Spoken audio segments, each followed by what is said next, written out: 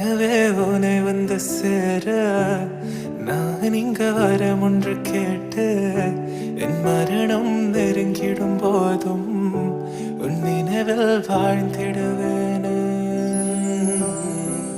தீராத துயரத்தில் நானும் காற்றோடேன் கலந்தாய் நீயும் நீங்காத நினைவொளியான அன்பே அன்பே.